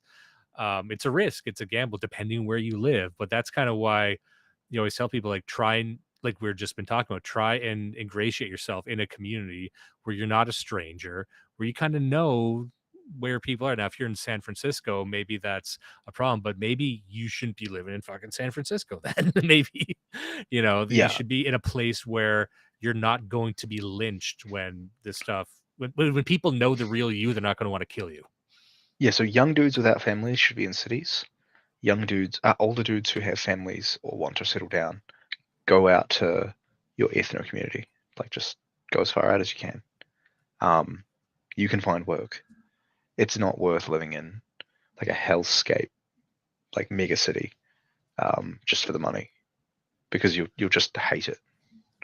Um, yeah, Yeah, I could say one thing, and this is probably revealing a bit too much about myself, but there is a power that comes with aging. And I'm in my mid 30s.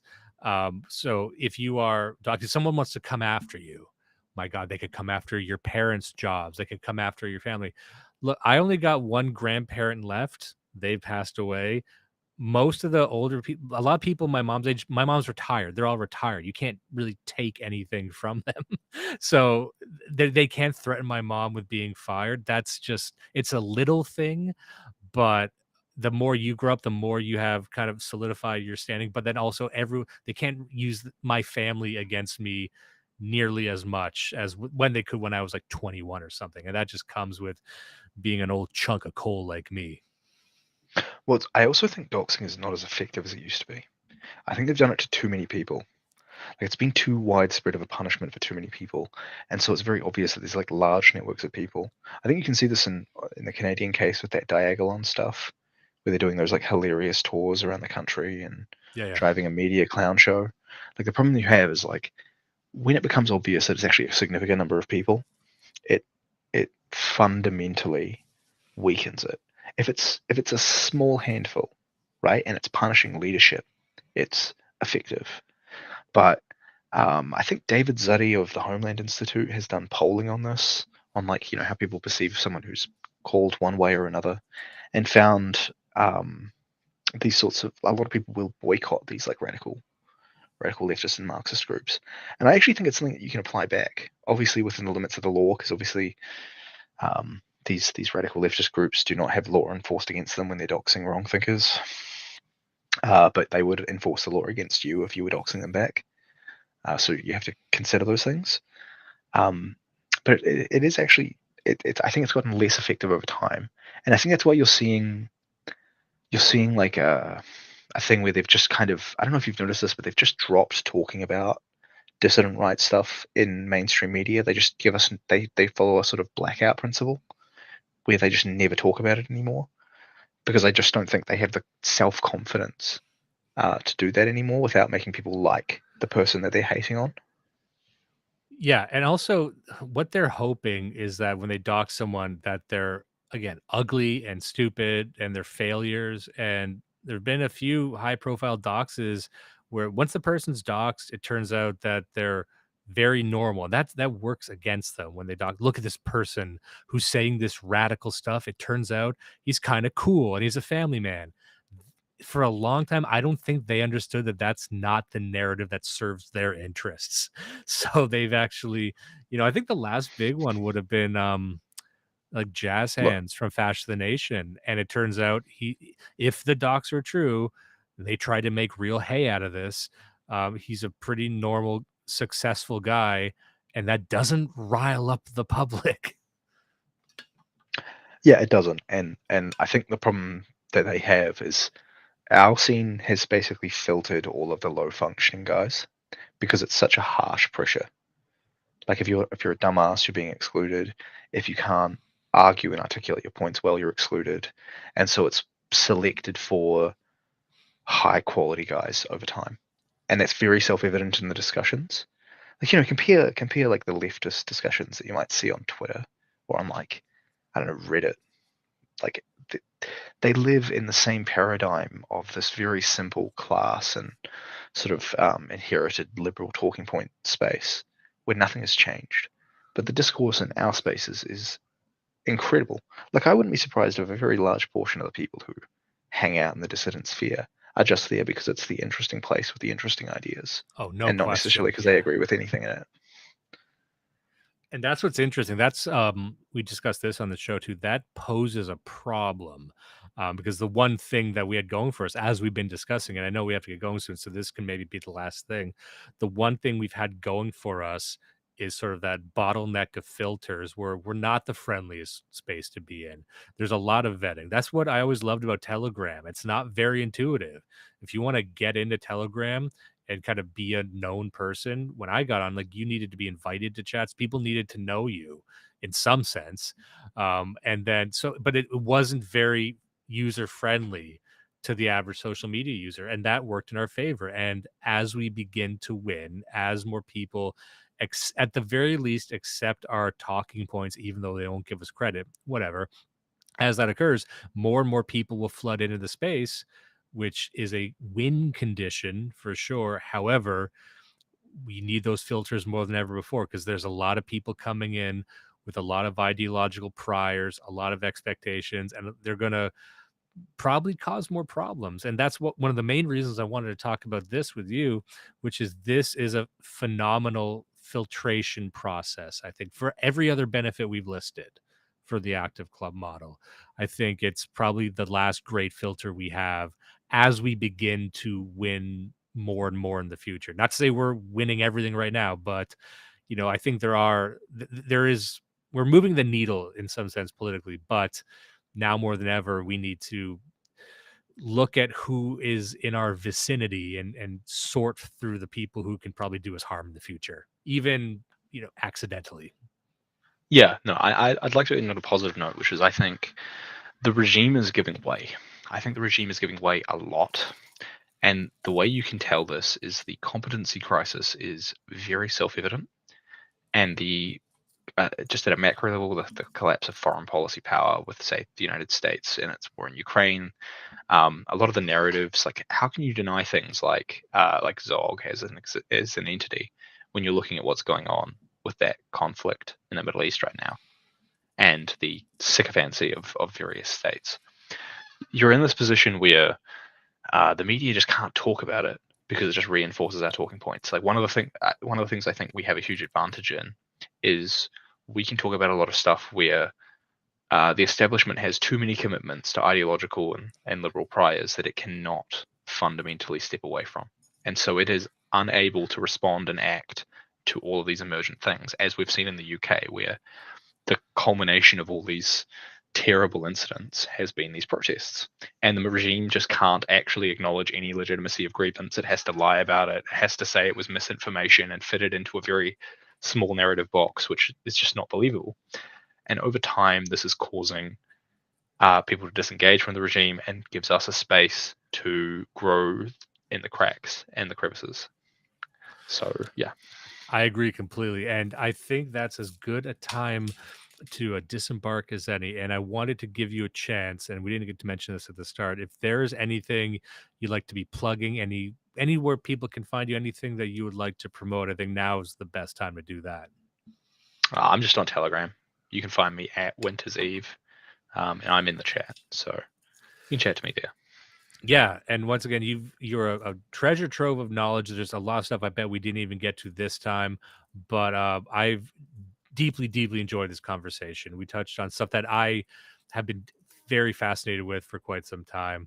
And I think you helped give people some insight that they just hadn't heard before in this sort of thing. And I think it's applicable to people who live in Canada, America, the UK, anywhere.